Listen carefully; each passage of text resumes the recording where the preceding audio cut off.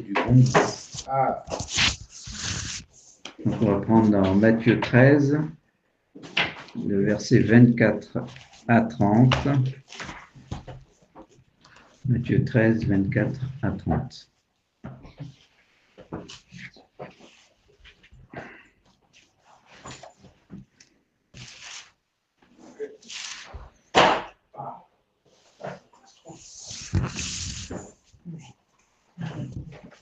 C'est bon pour vous? 24 à 30. Il leur proposa une autre parabole et dit, « Le royaume des cieux est semblable à un homme qui a semé une bonne semence dans son champ. Mais pendant que les gens dormaient, son ennemi vint, sema de l'ivraie parmi le blé et s'en alla. Lorsque l'herbe eut poussé et donné du fruit, l'ivraie parut aussi. Les serviteurs du maître de la maison vinrent lui dire, « Seigneur, n'as-tu pas semé une bonne semence dans ton champ? D'où vient donc qu'il y a de l'ivraie ?» Il leur répondit, « C'est un ennemi qui a fait cela. » Et les serviteurs lui dirent, « Veux-tu que nous la salions l'arracher? » Non, dit-il, de peur qu'en arrachant l'ivraie, vous ne déraciniez en même temps le blé. Laissez croître ensemble l'un et l'autre jusqu'à la moisson. Et à l'époque de la moisson, je dirai aux moissonneurs, arrachez d'abord l'ivraie et liez-la en gerbe pour la brûler, mais amassez le blé dans mon grenier. Donc le Seigneur Jésus donne une autre parabole concernant le royaume des cieux, et il y a un parallèle lorsque vous allez un petit peu plus loin, les versets 36 à 43, où le Seigneur donne à ses disciples l'explication d'un certain nombre de choses de la parabole qu'il vient de donner. Ça, je vous laisserai le lire. On va passer à l'explication de cette parabole. Donc, l'homme qui a semé, le royaume des cieux est semblable à un homme qui a semé une bonne semence dans son champ. Le Seigneur, dans les versets 36 à 43, il nous précise que cet homme, et on s'en doute, cet homme, c'est le Seigneur Jésus, bien entendu. Et la bonne semence qu'il va semer, et bien entendu, ça vous devez bien vous en douter, c'est la parole de Dieu, la parole de vérité. Le champ, on l'a déjà vu dans les paraboles précédentes, le champ, ça représente le monde. Donc le Seigneur est venu sur cette terre pour semer la parole du Seigneur, la parole de vérité, parmi les habitants de la terre. Et le problème, c'est que, il va arriver un moment où justement il va y avoir l'ennemi. On sait que l'ennemi, depuis la nuit des temps, a toujours essayé de contrecarrer les plans du Seigneur, et il a commencé à le faire, j'allais dire, on le voit déjà dans Genèse, lorsque il y avait Ève et Adam. La première chose que le malin est venu faire, c'était justement de semer le doute en rencontrant Ève, et à la suite de ça, il y a eu la chute. Et Adam et Ève ont été exclus du jardin d'Éden, jusqu'à temps que le Seigneur revienne justement pour sauver l'humanité, et ensuite pour effectuer la moisson dont il est question dans cette parabole.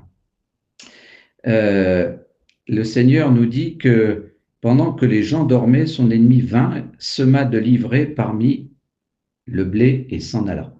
Alors c'est intéressant parce que c'est le mot ivraie.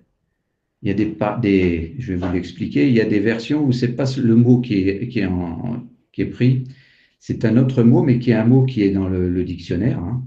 Il suffit d'aller voir, c'est un vieux mot. Alors déjà, l'ivraie, c'est une plante qui est une mauvaise plante, qui a cette particularité de ressembler au blé. Alors ça c'est important. Ça veut dire que lorsque vous avez des gens qui sont réunis, même au sein d'une église, j'allais dire, il y a les vrais croyants, et puis il y a ceux qui semblent être de vrais croyants, mais qui ne le sont pas. Et la particularité de l'ivraie, c'est que ça va gêner même la croissance du blé. Et ça, c'est là où on voit la main du malin derrière. Il va tout faire pour que les vrais croyants soient gênés dans leur progression spirituelle, et puis il va essayer au maximum de les faire tomber. Et la particularité aussi de l'ivraie, du fait qu'elle ressemble au blé, c'est qu'elle a des racines très profondes. à tel point qu'il est très difficile de l'arracher. Ça veut dire une chose, c'est que quand le malin commence à vous tomber dessus, eh bien, ça va être difficile de pouvoir s'en sortir. Et on ne peut s'en sortir, bien entendu, que par la grâce du Seigneur, hein, parce que de nous-mêmes, on n'a pas la capacité de pouvoir lutter contre le malin. Le malin, il ne faut pas négliger qu'il est quand même puissant, même très puissant, pas aussi puissant que le Seigneur, merci Seigneur, mais il faut savoir qu'il ne faut pas négliger le malin, parce qu'en plus, il est rusé, il va toujours s'attaquer à nos faiblesses. Il connaît notre talon d'Achille, comme on dit, et là où il va taper, c'est toujours là où ça va faire mal et ça risque de nous faire chuter.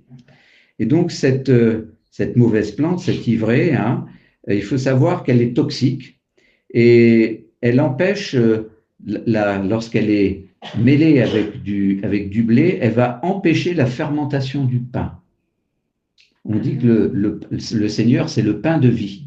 Et c'est pour ça que le Seigneur, il prend cet exemple qui est vraiment très parlant, c'est que si cet ivré, le malin, il vient se mêler au pain, c'est-à-dire à la parole du Seigneur, eh bien, ça va empêcher que cette parole touche nos cœurs. Et c'est là où il faut être particulièrement vigilant, notamment par rapport à ce que l'on peut entendre à droite ou à gauche. Bon, Samuel l'a précisé quelquefois, par rapport à ce qu'on entend des fois des prédications sur les réseaux sociaux. Il faut toujours être vigilant. Être vigilant parce que un pasteur, il peut se tromper. Et puis, il y a des pasteurs, bon, hier, on en parlait avec des frères, il y a des pasteurs, ils sont un peu sur la pente douce. Hein. Ils font des compromis, sauf que ils enseignent des choses qui peuvent avoir des répercussions néfastes sur les brebis. Alors, c'est dangereux de leur part, parce que la parole de Dieu nous dit qu'il sera demandé beaucoup plus à ceux qui prêchent la parole, ce qui est normal, parce qu'on est là pour enseigner. Si on enseigne des choses qui ne sont pas conformes à la saine doctrine, c'est particulièrement dangereux. Et les pasteurs auront à rendre compte justement des prédications qu'ils auront données. Alors, il y a une chose qui est intéressante, et c'est pour ça que je disais que dans certaines versions, notamment la version Chouraki, il y a une autre version, c'est la version Kalam, je ne sais pas si vous la connaissez. Le mot qui est utilisé, c'est pas le mot ivré, c'est le mot ancien qui était utilisé autrefois à la place d'ivré, c'est le mot zizani. Et ça, c'est particulièrement parlant. Eh oui, le malin, quand il vient, qu'est-ce qu'il va faire? Il va semer la zizanie. Et c'est pour ça que le Seigneur, et certainement qu'à cette époque-là, il ne devait pas dire le mot ivré, mais utiliser peut-être le mot zizanie. Et ça, c'est vraiment parlant, parce que ça veut bien dire quelle est l'attitude du malin. Il vient là pour semer le désordre, pour semer le doute, et pire que ça, semer la zizanie et la pagaille au sein de l'Église. Et c'est la raison pour laquelle le Seigneur, justement, a donné cette parabole du bon grain et de l'ivraie. Donc, pendant que les gens dormaient, donc l'ennemi vient et il sème l'ivraie. Alors, pendant que les gens dormaient, ça, c'est une mise en garde de la part du Seigneur. Ça nous parle du sommeil spirituel. C'est-à-dire que le Seigneur donne un avertissement à ses brebis de rester vigilants, d'être consacrés, de marcher de progrès en progrès et ne pas rester assis sur ses lauriers comme on a l'habitude de le dire. C'est un proverbe qui est très connu, hein, ne pas s'asseoir sur ses lauriers, c'est-à-dire, bon, allez, c'est la fameuse doctrine. Bon, il y avait une sœur la dernière fois qui n'était pas d'accord, mais je pense que personnellement, je suis intimement convaincu que c'est une doctrine diabolique qui dit qu'une fois sauvé, toujours sauvé. Seulement, la parole de Dieu nous dit tout le contraire. Dans Matthieu 24, le Seigneur nous dit, c'est celui qui persévérera jusqu'à la fin qui sera sauvé. Donc, c'est le Seigneur lui-même qui nous le dit, hein, c'est pas n'importe qui, mais il y a aussi un autre disciple, un apôtre qui l'a dit, pas n'importe lequel, hein, puisque le Nouveau Testament est constitué de beaucoup de lettres. Je parle de l'apôtre Paul. On va prendre 2 Timothée 4, le verset 7. 2 Timothée 4, le verset 7. Lydie, si tu veux bien nous le lire.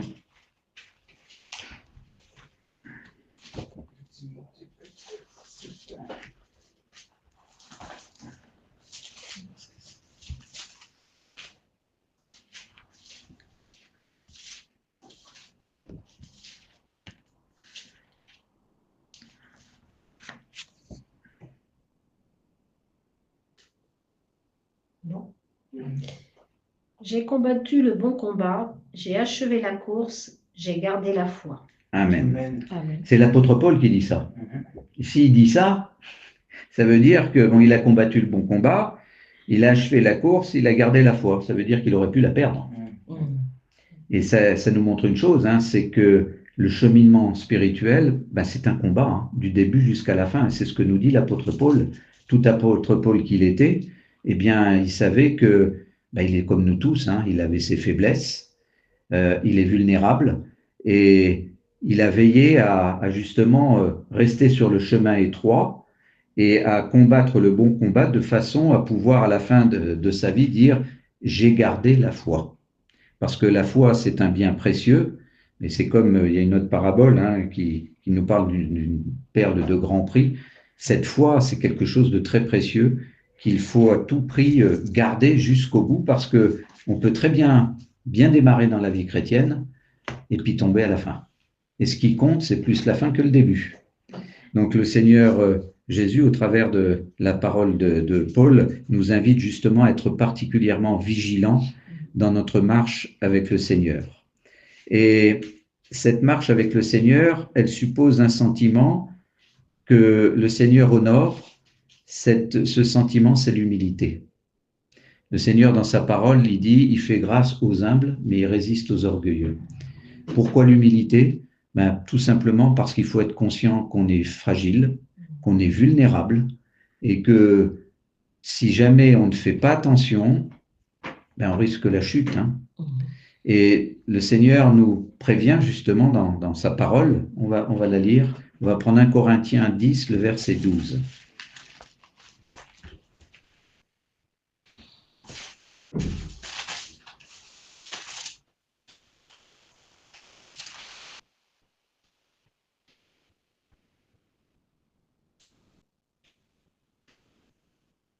Ainsi donc que celui qui croit être debout fasse attention à ne pas tomber. Amen. Eh oui, hein, que celui qui se croit debout, ça c'est l'orgueil. Ils prennent garde de tomber. Ben oui, hein, parce que lorsqu'on est trop sûr de soi, c'est là où justement on va ouvrir une porte au malin. Parce que le malin, il va dire, bah tiens, celui-là, il est peut-être pas aussi orgueilleux que moi, mais il a une bonne tendance à être orgueilleux, je vais m'occuper de son cas. Et donc, c'est là où il faut être particulièrement vigilant. Il faut faire preuve de beaucoup d'humilité dans notre marche chrétienne, parce que rien n'est gagné, comme je le disais, c'est celui qui ira jusqu'à la fin qui sera sauvé. Hein. Et donc, pour revenir à notre parabole, pendant que les gens dormaient, donc le sommeil spirituel dont il faut être particulièrement vigilant, le diable, il s'aime livrer parmi le blé et il s'en va. Lui, il a fait sa mission. Hein. Il est parti et maintenant, il sera toujours là. Il ne faut pas rêver. Hein. Il ne va pas se dire, parce que s'il n'était pas là pour veiller, il pourrait se dire, oh là là, ceux-là, ils vont se redresser. C'est pas bon pour moi, parce qu'il faut savoir une chose, c'est que la volonté du diable, c'est d'entraîner un maximum de gens, et en particulier les croyants, dans sa chute. Lui, il a chuté, il sait qu'il est perdu. Le Seigneur l'a condamné dès le début, parce que c'était, lorsqu'on lit la parole de Dieu, son nom c'était Lucifer, hein, c'était le plus haut des anges, celui qui était vraiment au top.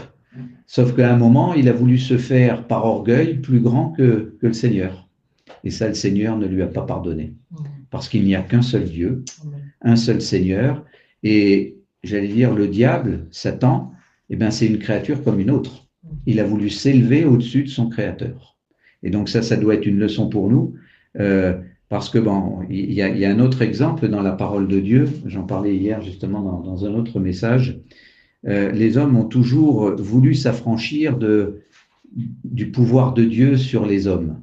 Et au début de la parole de Dieu, lorsqu'on lit, il y a un moment, il y a un homme qui va justement avoir ce sentiment de vouloir s'élever.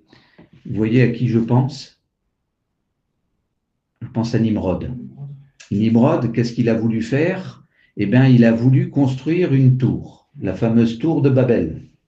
Il a voulu construire cette tour et il voulait que cette tour, elle atteigne jusqu'aux cieux. Ben, ça voulait dire quoi? Parce qu'il voulait se prendre pour des dieux, tout simplement.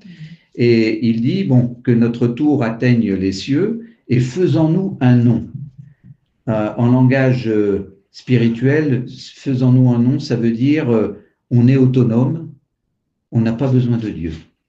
On est sur cette terre, que le Seigneur il reste au ciel, dans son ciel, et puis nous, on s'occupera de la terre. C'est ça que ça veut dire, faisons-nous un nom. Donc c'est là où on voit que l'orgueil peut rapidement gagner le cœur de l'homme, et c'est pour ça qu'il est dit que le Seigneur résiste aux orgueilleux, parce que l'orgueil mène toujours à la chute, tout le temps. Donc, on continue notre parabole. Lorsque l'herbe eut poussé et donné du fruit, l'ivraie parut aussi. Donc, on voit une chose, c'est que lorsque l'herbe eut poussé et donné du fruit, l'herbe, c'est la bonne herbe, hein, c'est la bonne semence, eh bien, on s'aperçoit aussi que eh bien, l'ivraie, elle est mélangée, elle suit. C'est-à-dire que l'Église, elle grandit, mais parallèlement, dans l'Église, il n'y a pas que des vrais croyants, comme je le disais tout à l'heure. Il va y avoir des gens qui ne sont pas là à leur place, j'allais dire, mais il y a aussi des gens qui ont pour maître le malin. C'est ce que le Seigneur nous explique dans les versets 36 à 40. Hein. L'ivraie, ce sont les fils du malin.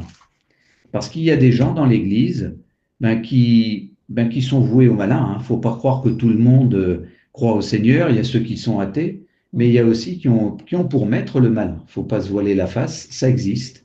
Et ces gens-là, ils sont là pour semer la zizanie, justement. Et le Seigneur, dans le chapitre 24, nous dit que dans la fin des temps, au sein de l'Église, il y aura des faux prophètes. Le rôle des faux prophètes, justement, c'est de semer la zizanie parmi les croyants. Et le but, bien entendu, c'est de les faire chuter. Et donc, c'est là où je disais tout à l'heure, il faut être vigilant par rapport à ce que l'on entend, aux prédications qu'on entend, de façon à ne pas se laisser séduire, parce que, rappelez-vous, c'est une des armes du malin. Lorsqu'on prend au début Béréchit, la Genèse, eh bien, comment le malin a pu avoir Ève. Ève, elle le reconnaît, hein, il m'a séduit. Eh oui. Et par la séduction, il l'a fait chuter. Donc c'est là où il faut être vigilant, être prudent par rapport à ce que l'on entend, parce que la séduction, et le Seigneur nous le dit dans le chapitre 24, il va y avoir beaucoup de gens, de croyants, qui vont abandonner leur premier amour. Premier amour, c'est le Seigneur Jésus. Ça veut dire qu'il va rester un faible reste. Et la parole de Dieu, du début jusqu'à la fin, nous indique clairement qu'il n'y aura qu'un faible reste. Il ne faut pas croire que la totalité des croyants iront dans le royaume des cieux. Ça, c'est une fausse doctrine. Le Seigneur, il nous le dit tout le temps, hein, qu'il y aura un faible reste. Et justement, les fils du malin, leur rôle, justement, c'est d'en faire tomber un maximum. Et donc, les serviteurs du Maître, ils ne comprennent pas. Ils disent, Seigneur, comment que ça se fait que tu as semé la vérité et puis qu'il y ait de l'ivraie? Et le Seigneur leur répond, c'est le malin qui est derrière tout ça, parce que depuis la nuit des temps, il veut absolument détruire les plans du divin. Bon, il n'a pas encore compris que le Seigneur est souverain et que quoi qu'il fasse, de toute façon, le Seigneur aura toujours le dernier mot.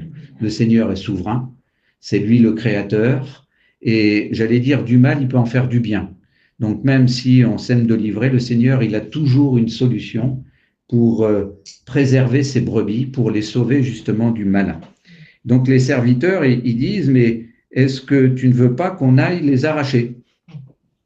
Ah, oui, c'est vrai qu'humainement parlant, c'est quand même une bonne solution. Hein. Oui, sauf que ce n'est pas la solution du Seigneur, parce que le Seigneur connaît tout. Et le Seigneur, il nous dit, parce que ce que je disais tout à l'heure, l'ivraie, c'est une mauvaise plante qui a des racines qui sont très profondes et qui s'entrelacent avec les racines du blé. Ça veut dire que si on essaye d'arracher l'ivraie, on va arracher en même temps le blé. Et c'est là où il faut être très prudent. Et tout ça pour nous dire une chose, c'est que le Seigneur veut nous expliquer que la croissance spirituelle, ce n'est pas quelque chose qui se fait du jour au lendemain. La croissance spirituelle, ça prend toute une vie. Il y en a qui avancent plus vite que d'autres. Il y a d'autres qui sont plus lents. Et c'est pour ça que le Seigneur, dans sa parole, nous dit d'accompagner ceux qui sont faibles dans la foi. Il y en a qui vont plus vite. Oui, merci Seigneur pour eux. encore qu'il ne faut pas en tirer de l'orgueil, parce que là, c'est une occasion de chute. Et puis, il y en a qui avancent beaucoup plus doucement. Et c'est pour ça que on peut dire que la marche spirituelle, la marche avec le Seigneur, c'est l'affaire de toute une vie. Tous les jours, on a à apprendre du Seigneur. Et celui qui dit j'ai tout compris, je connais le Seigneur, prudence, prudence. Parce que on est des hommes avec nos limites. Et dans le message dont je parlais hier, lorsque les Hébreux ont été sauvés, c'est-à-dire qu'ils ont été conduits par Moïse en dehors de l'Égypte, le nom de hébreu de l'Égypte, c'est Mitzraïm. Mitzraïm, ça veut dire c'est le pays des limites. Eh bien, on est limité. On est limité. À l'époque du temps des Égyptiens, bon, c'était un pays, un empire. À l'époque, c'était un empire particulièrement puissant. Ce pays-là, c'était un pays particulièrement idolâtre. D'ailleurs, il suffit d'aller au muséum du Louvre, tout ça. Ils avaient plein d'animaux qui représentaient des dieux. Et puis, à côté de ça, ils étaient les spécialistes de la magie.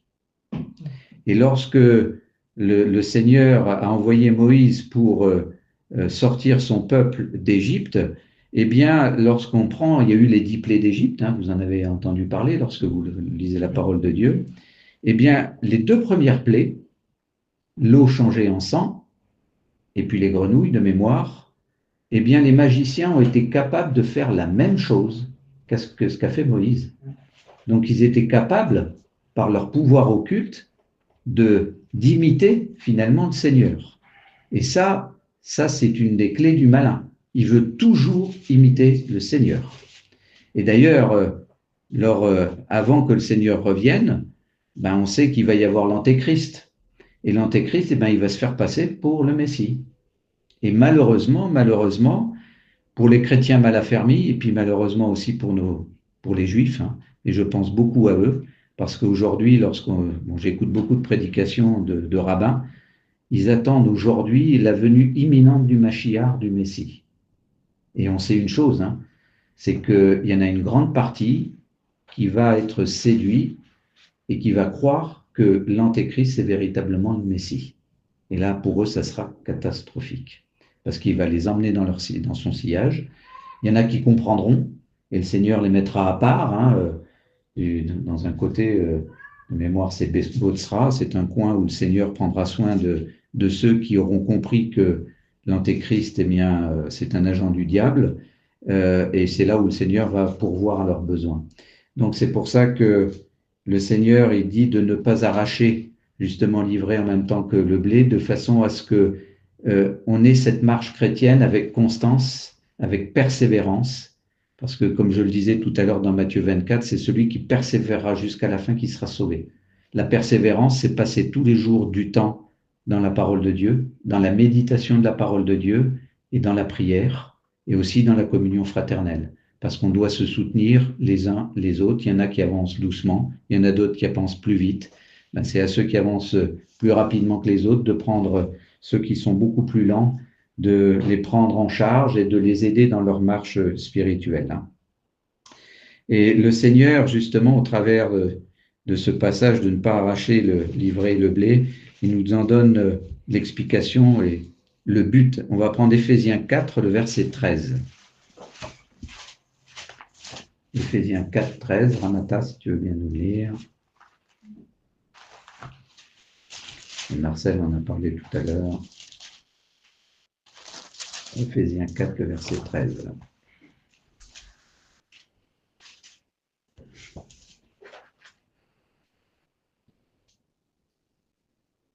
Jusqu'à ce que nous parvenions tous à l'unité de la foi et de la connaissance du Fils de Dieu, à la maturité de l'adulte, à la mesure de la stature parfaite de Christ. Amen. À la mesure de la stature parfaite de Christ. C'est pas rien, hein? Stature parfaite de Christ, pour ma part, j'en suis loin. Hein? Donc, c'est pour ça que le Seigneur, il y a cette croissance spirituelle qui ne se fait pas du jour au lendemain, et c'est pour ça que le Seigneur, il veut que, on soit prêt, qu'on arrive à son niveau, entre guillemets, parce qu'il sait parfaitement qu'on est des hommes avec toutes nos faiblesses, mais il veut qu'on aille le plus haut possible, Et le plus haut possible aussi, comme il le dit dans ce paragraphe-là, c'est qu'on arrive à la connaissance du Fils de Dieu. Et le Seigneur le dit justement, ce que le Seigneur veut, c'est qu'ils le connaissent, qu'ils connaissent le Père et celui que tu as envoyé, Jésus-Christ. Si on veut vraiment s'approcher du Seigneur, il faut le connaître. Et pour le connaître, ben ça c'est comme, j'allais dire dans un couple, hein, au début on ne se connaît pas, et puis ben, la connaissance, elle va se faire au fur et à mesure. Et puis des fois on va se dire, bien, il en a un seul caractère. J'avais pas vu ça au départ. Si j'avais su, je serais pas venu. Hein. Je plaisante. Donc la connaissance du Seigneur, ça demande du temps, c'est comme dans un couple. Ça demande des années et des années avant de se connaître. Et donc là, c'est la même chose avec le Seigneur. Et ce qui est intéressant, c'est que, j'avais remarqué ça, c'est que l'ivraie et le blé, ils vont croître ensemble. Ça veut dire qu'on va avoir des épreuves. Comme le disait Jean-Marc Taubois, la marche chrétienne, c'est pas un long fleuve tranquille. Loin de là. Et on va avoir des épreuves. Alors, certains auront des épreuves plus importantes que d'autres. Il y en a qui en seront exemptés peut-être, bien que j'en doute, hein, parce qu'on a tous nos épreuves dans un domaine ou dans un autre. On aura tous aussi des tentations. Et ça, il y en a un qui va se charger de ça. C'est le roi des tentateurs, hein, parce qu'il est écrit que dans la parole de Dieu que le Seigneur ne tente personne. Par contre, le malin, il ne va pas se gêner pour le faire. Comme je le disais tout à l'heure, il connaît nos points faibles et c'est justement là où il va appuyer. Il connaît justement là où on peut être tenté et là où il peut avoir une chance de réussite. Et cette image de la tentation, le Seigneur, c'est le chemin, la vérité et la vie. C'est le chemin. Le Seigneur, il nous a montré le chemin dès le départ. Comment allait se passer notre marche chrétienne.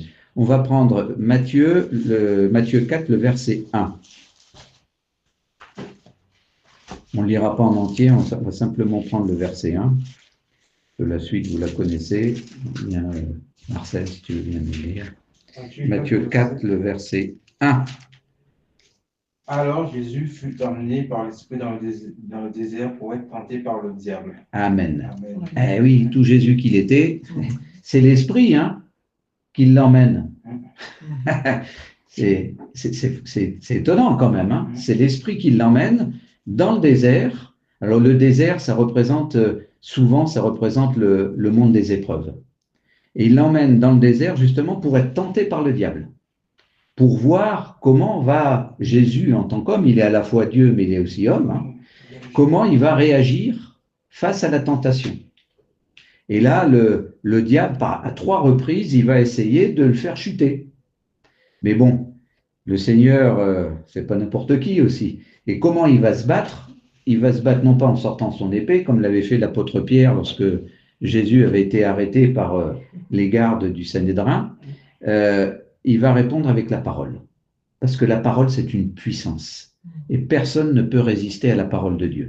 Et le Seigneur va résister au diable à 3 reprises par la parole de Dieu. Et ça doit être un exemple pour nous. Un exemple parce que on sait qu'on aura des tentations. Et un exemple aussi pour savoir comment résister à la tentation. Le Seigneur nous a montré le chemin. Il est le chemin, la vérité et la vie. Et ce qui est rassurant, j'allais dire, c'est que, à la fois rassurant et dangereux. On va prendre Luc 4, le verset 13. Si tu veux bien le lire. Luc 4, le verset 13.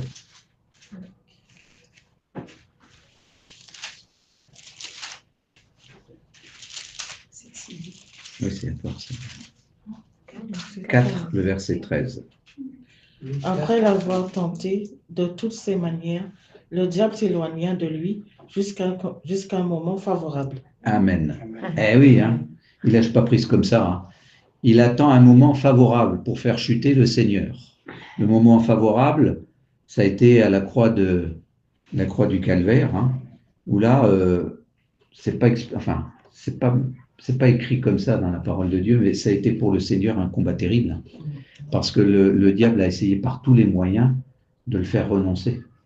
Et d'ailleurs, le Seigneur, à un moment, rappelez-vous, dans les paroles qu'il prononce sur la croix, il dit Élie, Élie, lama sabachthani, mon Dieu, pourquoi m'as-tu abandonné? Il est seul.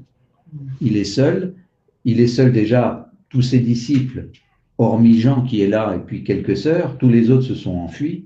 Il est seul parmi les hommes, là, il est seul dans le combat. Et en face, eh bien, il y a le malin avec sa horde de démons. Alors, c'est pas décrit dans la parole de Dieu, mais j'imagine qu'ils ont dû faire le maximum pour que Jésus renonce à sa mission. Ça, il faut pas se voiler la face. Pour lui, ça a été un combat terrible. Mais il a remporté la victoire. Et merci Seigneur. Parce que s'il n'avait pas remporté la victoire, où est-ce qu'on serait aujourd'hui? C'est ça. Donc, le Seigneur donc, il dit de laisser croître ensemble l'un et l'autre, donc l'ivraie et la bonne semence, il faut les laisser ensemble parce que il faut qu'on soit éprouvé pour pouvoir grandir, parce que quand tout est facile, j'allais dire, c'est pas comme ça qu'on va grandir. Ce sont des épreuves dans la vie qui nous font grandir, c'est comme ça qu'on apprend. C'est difficile, il y a des fois on dirait je préférais être tranquille. Hein. Non, si on veut grandir, c'est comme un enfant, hein. Au départ il sait pas marcher, il va tomber plusieurs fois jusqu'à temps qu'il apprenne à trouver l'équilibre et qu'il puisse marcher. C'est l'exemple de notre marche chrétienne. On va tomber, il faut pas se voiler la face, même si on a quelques années, j'allais dire, d'ancienneté dans les voies de Dieu, on n'est pas à l'abri d'une chute. Celui qui dit, on l'a vu tout à l'heure, qui se croit debout, attention, parce que on peut avoir beaucoup d'expériences chrétiennes et puis il peut y avoir des épreuves qui font que on va tomber. Et merci Seigneur, quand on connaît la parole de Dieu, il est là pour nous pardonner. On se repent, on se met à genoux et on demande pardon au Seigneur et le Seigneur dans son amour va nous relever. Et ça c'est pour nous un privilège énorme. Parce que ceux qui n'ont pas le Seigneur, je ne sais pas comment ils font, hein, parce que les gens ont aussi une conscience et ils savent très bien quand ils font des choses qui sont mal, il ne faut pas rêver. Hein. Nous, on a cette chance d'appartenir au Seigneur et il a payé le prix pour cela, un grand prix à la croix de Golgotha, comme le dit la parole de Dieu. Et ce prix, ça nous permet justement de pouvoir nous repentir et de pouvoir repartir d'un bon pied. Hein. Et le Seigneur, alors là, c'est une réflexion que je me suis fait. Donc, il nous dit qu'à la fin, lorsqu'il y aura laissé croître ensemble l'un et l'autre jusqu'à la moisson, et à l'époque de la moisson, je dirais au moissonneur, arrachez d'abord l'ivraie et liez-la en gerbe pour la brûler, mais amassez le blé dans mon grenier. Laissez croître ensemble l'un et l'autre jusqu'à la moisson. Moi, je me suis posé la question, parce que il y a une doctrine, vous avez eu l'occasion d'en parler avec Samuel, qui parle de la doctrine de l'enlèvement.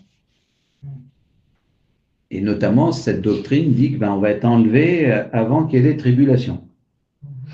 Personnellement, je suis très réservé par rapport à ça. Il faut savoir que cette doctrine, alors ça, c'est moi qui vous le dis, après vous ferez votre opinion. Il faut savoir que cette doctrine, c'est une doctrine relativement récente. Hein. Elle a été évoquée par Darby. Et Darby, c'est relativement récent, c'est 18e, 19e siècle. Il avait parlé de cette doctrine suite à une vision qu'avait eue une sœur, une américaine, qui avait vu justement cet enlèvement, l'enlèvement des chrétiens. Et à la suite de ça, il a émis cette doctrine. Alors, je ne dis pas qu'il n'y aura pas d'enlèvement, ce n'est pas ce que je veux dire. Parce que de toute façon, et il faut, pour être avec le Seigneur, il faut qu'on ira à sa rencontre pour être glorifié. Pour être glorifié, c'est-à-dire que la parole de Dieu nous dit que notre corps humain ne peut pas hériter du royaume des cieux, parce qu'on est imparfait. Pour pouvoir rentrer dans le royaume des cieux, il faut qu'on soit glorifié, qu'on soit changé. On sera changé en un instant, nous dit la parole de Dieu. Sinon, on ne pourra pas rentrer. Donc, effectivement, il faudra aller à la rencontre du Seigneur pour pouvoir être changé comme lui, pour être à son image, nous dit la parole de Dieu. Hein. Et justement, on va monter dans les nuées. Hein, et d'ailleurs, j'avais vu que les rabbins, vous savez comment ils appellent, alors les nuées, vous savez ce que c'est qu'une nuée? C'est un nuage qui est épais. C'est un nuage, hein, tout simplement. Et le Seigneur, de mémoire, c'est dans Corinthiens, je crois.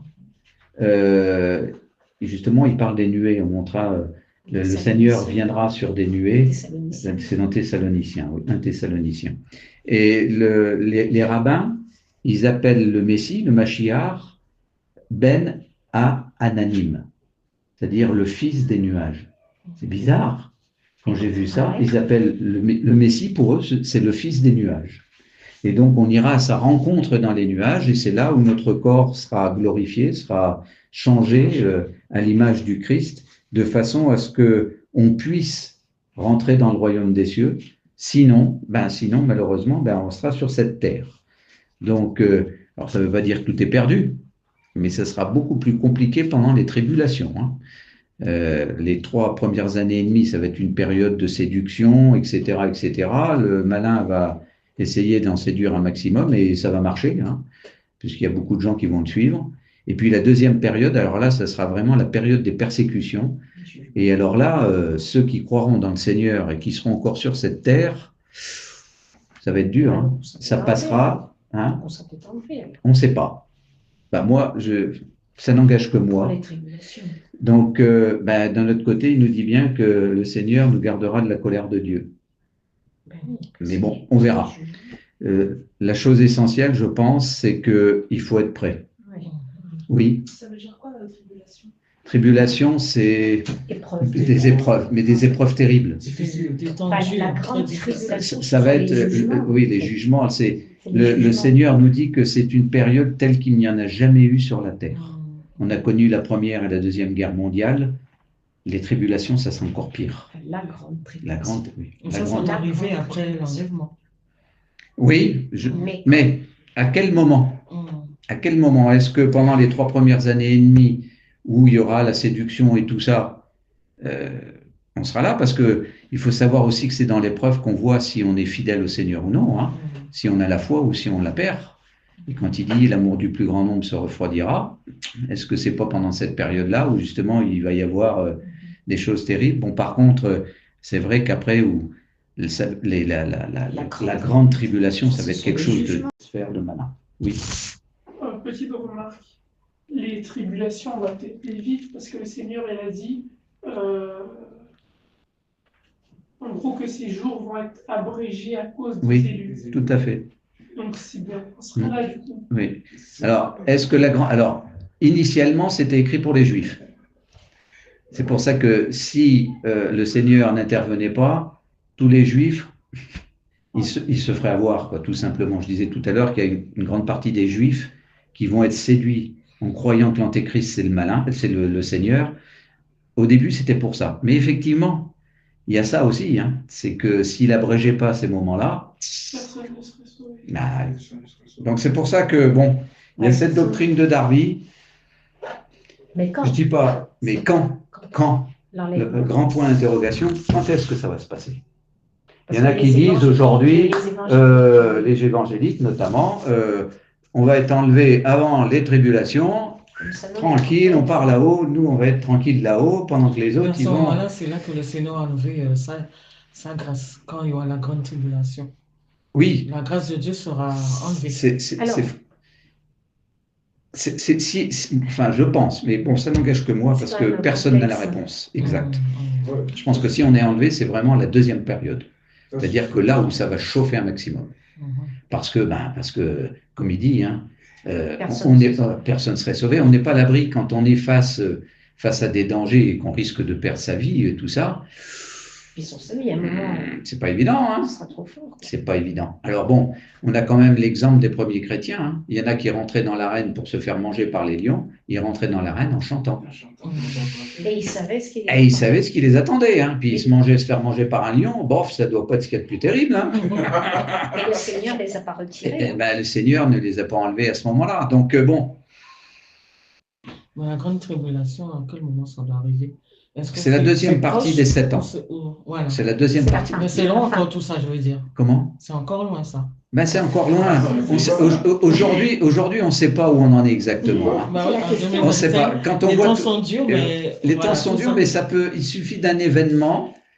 Bon, il y en a un certain nombre qui disent que, bon, notamment les rabbins, et on voit un peu ce qui se passe aujourd'hui avec la guerre entre l'Ukraine et puis l'Occident, enfin l'Europe. On voit que cette guerre-là, elle peut tourner à une troisième guerre mondiale.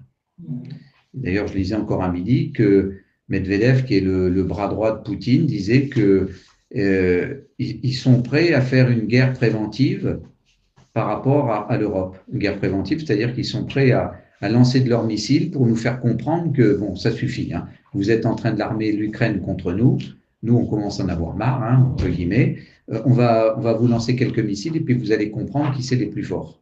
Bon, on est quand même à la veille d'un conflit mondial. Ça, moi, j'en suis convaincu quand on voit tout ce qui se passe, surtout qu'aujourd'hui, les États-Unis, bon, jusqu'ici, Trump avait, bon, il ménageait la chèvre et le chou avec Poutine. Là, il a pris position carrément contre Poutine en lui disant, bon, maintenant, ça suffit, il faut arrêter ça. Bon, je pense qu'on est à la porte d'un conflit et pour que comment dirais-je, pour que l'on puisse, après, que l'antéchrist puisse venir, dans la parole de Dieu, il est dit que lorsqu'on dira paix et sécurité, une ruine soudaine tombera sur le monde. Pour qu'il y ait paix et sécurité, ça veut dire qu'avant, il n'y ait pas eu la paix. Il faut qu'il y ait eu une guerre, qu'il y ait eu le chaos. Eh bien, je pense qu'il va y avoir justement une guerre suffisamment importante pour qu'après, ben, il y ait l'antéchrist qui vienne et puis qui signe un traité de paix et que la paix, elle vienne sur la terre. Et c'est là où on va dire, ah, celui-là, il est formidable, il a été capable de ramener la paix sur la terre. Et là, ça va être le règne de l'antéchrist. Mais il faut préalablement qu'il y ait le chaos. Parce que pour qu'on dise qu'il faut qu'il y ait la paix, ça veut dire qu'avant, il faut qu'il y ait eu la guerre. Parce que la paix, je ne vois pas le fait qu'il y ait une paix s'il n'y a pas eu un conflit avant. Les paix sont toujours intervenues, ça a été le cas de la Seconde Guerre et de la Première Guerre mondiale. Quand est-ce que la paix était signée, la Seconde Guerre mondiale, le 8 mai 1945, après un conflit qui a duré pendant 6 ans, hein. Et c'est à la suite de ça qu'on a parlé de la paix. Et c'est des paix éphémères, hein. Il suffit de regarder aujourd'hui, hein. Ça ne dure pas très longtemps en général, les paix humaines. Il n'y a que la paix de Dieu qui, elle, durera pendant 1000 ans. Ce qui est certain, c'est qu'il y a pour les Juifs, quand même, Oui. il y a Daniel, le prophète Daniel, avec des semaines d'années, Les là, semaines, les et 7 ans. qu'il y a 7 ans, 7 ans cette année difficiles. spéciale pour les Juifs. Oui. Où là, c'est l'antéchrist qui va donc signer ce truc et tout ça. Donc ça, c'est vraiment un moment bien déterminé, quoi. Parce qu'au début, lorsque Jésus est Avec quelque venu, chose qui se passe au milieu. 3 ans et demi. 3 ans et demi, il y a 2 périodes. Ça, c'est vraiment la fin. Mais c'est vrai qu'au début, il est venu pour les Juifs, hein. D'ailleurs, au début, oui. quand il vient, il dit « Je suis venu pour les brebis perdues d'Israël ». Bon, après, le salut a été étendu pour nous, hein, aux non-juifs. Mais au début, il est venu pour son peuple. Parce qu'il ne faut pas oublier une chose, hein, que les gens oublient beaucoup, hein, notamment dans l'Église évangélique, parce qu'on en parle de moins en moins, c'est que Jésus était juif, fils d'une juive, qu'il est mort en juif, et qu'il reviendra où? À Jérusalem. Pourquoi pour nous, non-juifs? Comment? Pourquoi pour nous, non-juifs? Nous, on n'est pas juifs. On est des goïms. Nous, parce que les juifs, on est des païens, nous, on n'est pas des juifs. Au début, il est venu pour les juifs. Ouais. Après, le salut a été étendu aux goïms, à nous, Aux nations. aux nations. Aux nations. Mais au départ, il est venu pour les juifs, en tant que juif, fils de juif. Et il reviendra où? À Jérusalem. C'est de là qu'il va régner. Et la prochaine capitale du monde, ça ne sera pas ni Paris ni New York, ça sera Jérusalem, qu'on le veuille ou qu'on ne le veuille pas. Et ça, malheureusement, l'Église évangélique a oublié une chose. La racine sur laquelle on est greffé, c'est Israël. Eh oui, et ça, on l'oublie. Et ça, c'est la fameuse doctrine du remplacement. C'est une doctrine qui a fait son chemin et où il est dit que ben, c'est l'Église qui a remplacé Israël. C'est une doctrine de démon. L'Église n'a pas remplacé Israël. L'Église est greffée sur l'olivier franc. L'olivier franc, on sait que c'est Israël. Il avait son assemblée Oui. Et il nous a mis dessus. Voilà. Lui, il est le cep. L'assemblée qui est devenue l'Église a grossi. Elle a grossi. De juifs et de nous. Et de non-juifs. Isaïe. On dit que toujours le Dieu d'Israël. Non, mais je disais, non, juste sa sœur Sylvie, elle a oublié sa truc. Quoi? Elle a oublié la leçon, c'est ça? La leçon? Isaïe 56. Ah oui. Ah, c'est les 56. Eh oui. À qui a cru notre prédication? Ça, c'est 53. C'est 53. Non, c'est juste pour. 56, c'est quoi? Isaïe 56, verset 8, on va dire 8, 6, 8, 9. Tu veux nous le lire, Marcel? Isaïe 56, verset 8. Le Seigneur l'Éternel parle, lui qui rassemble les exilés d'Israël, je réunirai d'autres peuples à lui. Ah oui. Juste ça, je voulais. Ouais. Parce qu'on en a parlé, je pense, souvent. Oui. Comme tu disais qu'on n'est pas, c'est juste notre peuple à lui. Mm. D'abord, Seigneur, comme on a déjà fait cette leçon, c'est dans ce message que le Seigneur venait d'abord pour les brebis perdus d'Israël. Voilà. Et après, Après nous. après Merci nous. Seigneur. Oui, merci Seigneur. Ça. Nous, on n'était pas. Il a pensé à nous. On a été rajoutés, comme le paradis, on ne faut pas oublier Romain. On a dit, Et oui, Romains 11, hein. On a été, voilà. Et oui. Amen. Amen. Bien. Si vous- Une question. T'as une question? Non, quelqu'un a une question? Maranatha. Non, c'est bon. C'est bon? Non, non, il ne faut pas hésiter, hein. C'est vrai que des fois, la parole, c'est quand même. C'est pas toujours évident, hein. Quand on lit cette parabole de l'ivraie, c'est pas toujours évident, hein. C'est surtout le fait, ce qui m'avait interpellé, c'est que les deux croissent ensemble dans l'Église. Donc, eux, ils grandissent aussi, les méchants. Ben, bien sûr. Et la moisson, ils sont encore ensemble. C'est à la fin. Moi, je le voyais, enfin, je pense que je l'ai toujours compris comme ça, c'est. C'est dans quoi? Dans Matthieu? Ouais, C'est Matthieu. Matthieu. Non, dit-il de peur qu'en arrachant la mauvaise herbe ou le déraciner en même temps le blé. Oui. Moi, j'avais compris, mais peut-être que j'avais mal compris, c'était que les méchants, ils pouvaient se repentir et du coup devenir un blé. Genre, l'ivraie pouvait devenir un blé. Ça peut arriver, mais là, je pense pas que ce soit l'explication. Là, je pense pas. Quand le frère, j'entends qu'on peut. Oui, vas-y. Quand le frère dit ça, je pense que ça, c'est des serviteurs du malin. Mhm. Ouais. C'est pas des gens qui sont un peu. C'est des Ouais. serviteurs. Ils sont déjà. C'est comme là, il y a une parole qui me dit les démons. Les démons, ils tremblent. Je sais pas Oui. exactement. Je sais pas. J'ai pas envie de- Oui, Ouais. Ils oui. tremblent, mais ils ne se repentent pas en fait. Oui. Ils savent, oui, les démons savent, tout ça, ils tremblent, mais ils ne se repentent pas. Ces gens-là, c'est comme ils sont servis du Ouais, malin, ils ne vont voilà. pas se repentir. Ils sont Exactement. là pour descendre les enfants du Seigneur. Ça, c'est terrible. Ouais, c'est terrible. Bah, ils ont fait leur choix. Voilà, ils ont fait leur choix. Il n'y a pas de C'est-à-dire repentance pour eux. consciemment. alors. Ouais, Bah oui, consciemment, bien sûr. Bah, suffit de regarder, une fois on avait eu l'occasion d'en parler, dans le passage terrestre, et ça c'est vrai dans Mais ça, c'est pas des gens de l'église, c'est des païens. Oui, non mais, Ils ont fait leur choix. mais ils ont fait un choix quand même. Ils savent quel est leur Dieu. Sinon, on peut faire aussi, c'est comme Judas. C'est-à-dire qu'en fait, Judas, Mhm. c'est parce qu'il ne marchait pas droit, et arrivé un moment, Satan a. Hop, voilà, et là, tu ne peux plus rien faire. Quoi. Mais il Parce aurait que- pu se parce que repentir. C'est parce qu'il ne marchait pas droit. Oui, Mais du coup, Que celui le qui malin. ne marche pas droit, oui.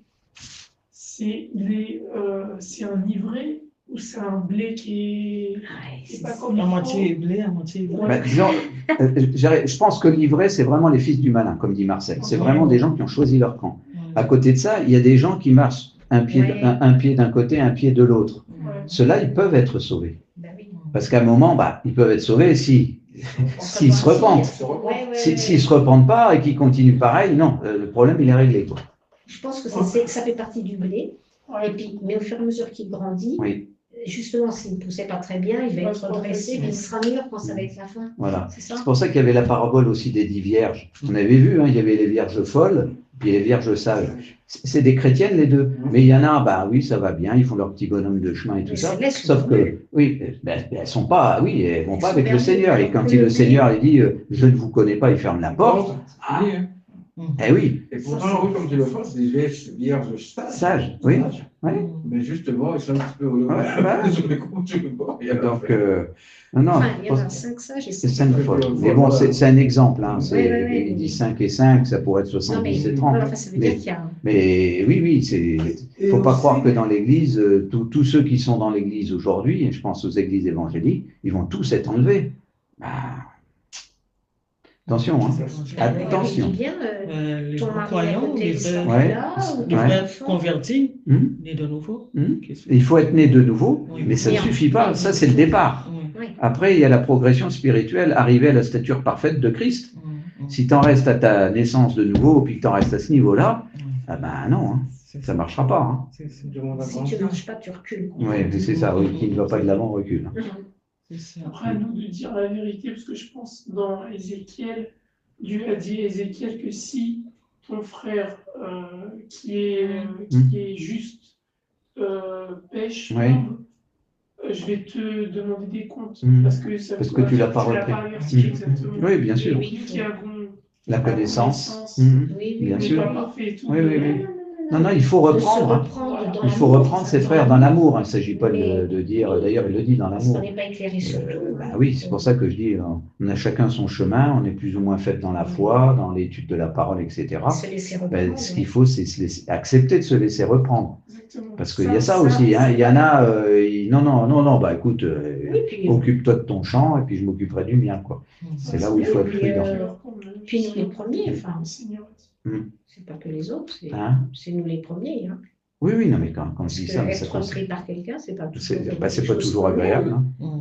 Donc, je crois que c'est un peu tout le monde. J'avais une question. Tu avais une Oui, question, oui, oui. Esther? Mais quand je suis dans ton âme au diable et que après je serai repentie, est-ce que tu es sauvé? Hein, vendre son âme au diable. À vendre, bon, je pense que.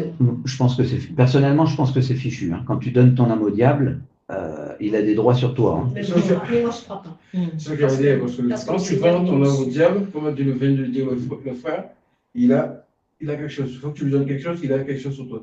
Tu vends pas ton âme au diable juste pour avoir le succès. Mais lui, il a une emprise sur toi, il a quelque chose sur toi. Il faut que tu lui Ouais, donnes mais quelque moi, je chose. pense quand même qu'il y a. Après, d'aller justement. Moi, je ne serais pas catégorique comme toi, Lydie. Hein. Non, je pense Moi, oui, C'est- l'amour du Seigneur, Dieu il a est ses au- non, mais limites Dieu aussi. est au-dessus. Dieu, s'il veut sauver cette personne-là, je sais pas, pour être témoin pour d'autres ou n'importe quoi, Dieu peut le faire. Donc, Mais vendre son âme au diable, c'est pas n'importe quoi. Hein, c'est pas n'importe quoi. Tu as choisi ton camp quand même. Tu Hein. as choisi ton camp. Après, est-ce qu'ils vendent leur âme ou ils font un pacte? Oui, Est-ce que c'est différent pas par mal. rapport à ça? C'est un pacte. Mais vendre, c'est un pacte, c'est la même C'est un chose. pacte. Pour moi, c'est un pacte. Et vendre son âme au diable, c'est la même chose. C'est tout. Ok. Voilà, après, c'est. Je pense qu'il y a aussi des degrés et tout ça. Mais... Parce que là, dans le verset que j'ai cherché, quand il dit, tu crois, voilà, c'est dans Jacques dit, tu crois qu'il y a un seul Dieu, tu Oui. fais bien. Les démons le croient aussi et ils tremblent. Ils tremblent. Oui, c'est Mais sûr. ils tremblent, mais ils ne se repentent Ben, pas. oui. Ils ne reviennent pas derrière. Hein. D'ailleurs, dans l'Apocalypse, à la fin, Mm. il voit que c'est la main de Dieu qui envoie tous ses jugements. Voilà. Et c'est écrit 3 ou 4 fois. Il ne se repentirent Ah, pas. ouais. Il ne se repentirent Mais ça, c'est des la gens. fin. Ça, c'est Ça, c'est des gens. c'est Oui, des gens qui, malgré le fait qu'ils voient tous Et les qui savent les jugements que de c'est Dieu, Dieu qui envoie ils les jugements. ouais, mais ils malgré n'acceptent pas ça, pour autant ils de ne se repentir. Hein. repentent pas. C'est Parce vraiment la fin de qu'il y a l'Apocalypse. des témoignages de ex-sataniques. Bien sûr. Bien sûr. Oui, qui- Mais Mais oui, du coup, ils n'avaient pas vendu leur âme. mais non, mais le Seigneur est tout J'ai puissant. pas la réponse. Non, non, oui, moi, c'est ça, c'est quoi? Je ne sais pas si on a la réponse, Dieu seul le sait. En tout cas, on ne peut pas s'amuser. Oui. Ah, Parce Non, que peut-être que ce Dieu a qui est touché clair, leur c'est cœur. qu'il ne faut pas mettre le doigt là-dedans. Mais je pense que c'est pas complètement bien. Beaucoup de, comme tu dis, c'est bon, sur YouTube et tout ça, ça pilule, mais je suis pas. Peut-être que Ouais, Honnêtement, pas sûr du- je suis Dieu a pas touché sûr leur de- cœur. Je suis pas sûr de vraiment de la repentance qu'ils sont Oui, sortis voilà, de ça. par contre, la Parce question, que, elle est Parce qu'il faut une vraie. Parce qu'il y a l'exemple de Judas, quand même, il a fait son choix. Hein.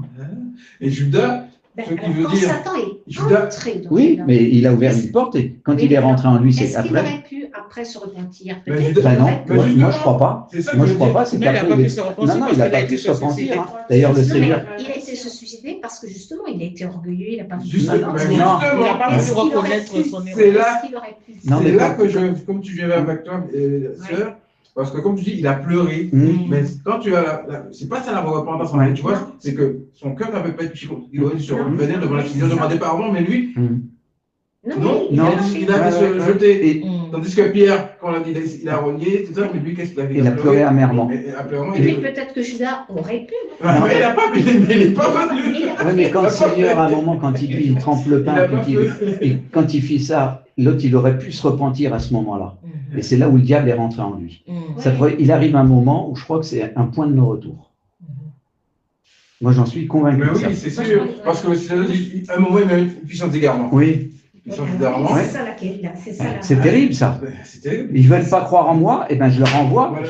une Ça, puissance c'est- d'égarement. ça, c'est Mais c'est dit. Ça, c'est Ben oui, donc ça veut bien dire ce que ça veut dire. Quand tu refuses le Seigneur, ben après, Et c'est l'exemple encore sur la croix, ça me met maintenant sur les deux. Il y a un, oui, l'autre, lui, Oui. il se moque. Elle a laissé. Ouais. et on ne se moque pas de Dieu. Ah bah oui. Fini. Seigneur, Il- non, je pense que. Moi, je parierais pas là-dessus. Hein. Moi non. Mais bon, après, j'ai pas la vérité intrinsèque. Ouais, Hein. c'est sûr, oui. Mais je crois que le mieux, c'est. Non, mais par exemple, Faut comme être prudent. on dit, quand on voit des gens, par exemple, Il y en a certains que tu rencontres, tu te dis voilà, ils ont fait un pacte, ou enfin, ils ont. Alors, Par leur attitude et tout ça. Mais c'est pas forcément après un pacte, c'est qu'ils. Il y en avait un auteur qui s'appelle Voltaire. Hein, certainement. Quand on prend Voltaire, c'est quelqu'un qui s'était moqué de Dieu toute sa vie, même dans ses écrits. Hein. Au moment où il est mort, il hurlait de douleur. Il y avait, c'est sa femme de ménage qui était là, puis qui était là pour s'occuper de lui, parce que je crois qu'il était malade de mémoire. Mais il hurlait, elle disait jamais plus je voudrais entendre des choses comme ça. Parce que, ben oui, il se moquait du Seigneur, mais on ne se moque pas de Dieu. Hein. Et à la fin, les démons qui venaient le chercher. Ah, bah oui, c'est les démons qui venaient le chercher. Bah oui. Mais c'était trop tard. Bah oui, il arrive un moment, un point de non-retour. Je crois qu'il ne faut pas jouer avec ces choses-là parce que c'est beaucoup trop dangereux, quoi. Mais j'ai une question. Oui. Le diable, il ne peut pas rentrer sans invitation. Oui. Non. Voilà. Tu l'ouvres, comme on disait tout à l'heure, tu l'ouvres une porte. Voilà, il trouve une faille pour. Non. Tu donnes l'occasion. Voilà, c'est ça. Si tu lui donnes l'occasion, ça, Si tu commences à ouvrir un petit peu la porte, t'inquiète pas, là, il va rentrer. Il n'y a pas de rapport entre la lumière et les ténèbres. Bah oui. Les lumières, si tu n'ouvres pas de porte, il ne peut pas t'arranger de toi. Alors après, c'est pas parce que tu fais un petit péché. Oui, que c'est pas ça. Parce qu'on va tous en faire, il ne faut pas rêver. On sera pécheur jusqu'au moment où. Déjà, on n'est pas parfait. On est loin d'être parfait. On a tous nos points faibles et on a tous nos chutes. Voilà, on doit être prudent. Par contre, il faut être vigilant. Parce que l'histoire de Judas, ça veut dire qu'il avait une porte ouverte, mais il a Ah ouais, là, on va une grande porte, Judas. Il a trahi quand même, hein. Il a trahi le Seigneur. Hein. Judas, il était malhonnête et tout Oui, ça. Oui, parce qu'il piquait dans la caisse. Hein. Il a été malveillant. Ça, c'était de l'avarice. Hein. Voilà, c'est ça. Et c'est de l'idolâtrie. Hein. Lui, Judas, oui. Ouais, Judas, c'est l'argent qu'il a perdu. Hein. Oui, voilà. Pour 30 pièces d'argent. Là, c'était déjà un cœur. À l'époque, les pièces d'argent, ça valait cher. Hein. Ben, oui. Ça représentait une sacrée somme. Hein. Ça avait de la valeur. Ah oui, les pièces d'argent, oui. C'est pas 30 €. Hein. Pourtant, il me semblait que c'était des esclaves qui étaient vendus. Non, quand il est vendu le Seigneur pour 30 pièces d'argent. Il y a des ventes d'autres fois, et justement, c'est le même prix que le Seigneur qui nous a dit non, en plus, il n'a pas eu. Non, mais 30 pièces d'argent, ça représentait de la valeur en argent. Ah, bah oui, oui, c'est sûr et certain. Ok. Voilà, c'est ça. Amen, amen.